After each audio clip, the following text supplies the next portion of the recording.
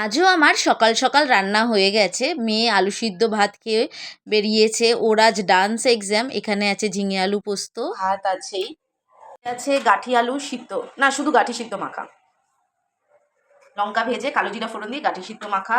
এই হচ্ছে টক ডাল, আম দিয়ে করেছি টক ডাল। এই যে কমপ্লিট হয়েছে গাঠি দিয়ে আলু দিয়ে আর চিংড়ি মাছ দিয়ে। এটা আমার খুব ফেভারিট। ওরা গাঠি খায় না, আমি একাই খাই। অল্প গাঠি দিয়েছি আর এই যে চিংড়ি মাছ, সব থেকে বড় চিংড়ি, এই যে বড় চিংড়ি। যাই হোক, এই রান্না কমপ্লিট হয়েছে। এখন ভালোই লাগছে ওয়েদারটা, আজকে একটু বেরোতে হবে। এই যে আমার জবা ফুল গাছ, এটা নতুন জবা, একটা জবা হয়েছে, দেখা যাক আর কি দেয়। একটা বেশ ভালো, দেখে তো জামা কাপড় কাচতে ইচ্ছা করছে। সকালে যা বৃষ্টি হলো, কিন্তু এখন আর ভাবছি কাচবো না। যাই হোক, কিছু ভেজা ছিল, এই যে শুকাতে দিয়েছি এখানে।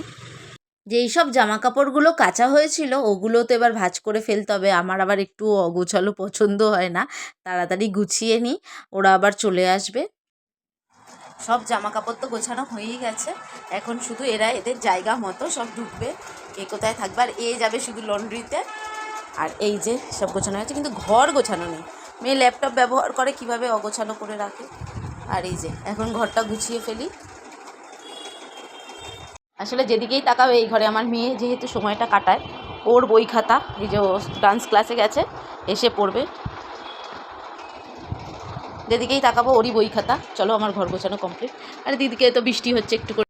আজ আমার মেয়ের ডান্স এক্সামের লুক। এই শাড়িটা আমার মাসি আমাকে দিয়েছিল। যাই হোক, মেয়ের কাজে লেগেছে। আমি একদিন পরেছিলাম আর মেয়ে পরেছে, আর বাড়িতে এসে একটু ছবি তুলে নিল। সন্ধেবেলা বলছে, মা খুব খিদে পেয়েছে, কি করা যায়। সারাদিন তো ওই কাজে ব্যস্ত থাকি, তো ভাবলাম আজ একটু চিজ অমলেট করে দিই। তো এই খুব খুশি আমার মেয়ে এটা পেয়ে। আর আমার ভিডিওটা কেমন লাগলো অবশ্যই তোমরা কমেন্ট করে একটু জানিও। পাশে থেকেও লাইক, শেয়ার, সাবস্ক্রাইব করো।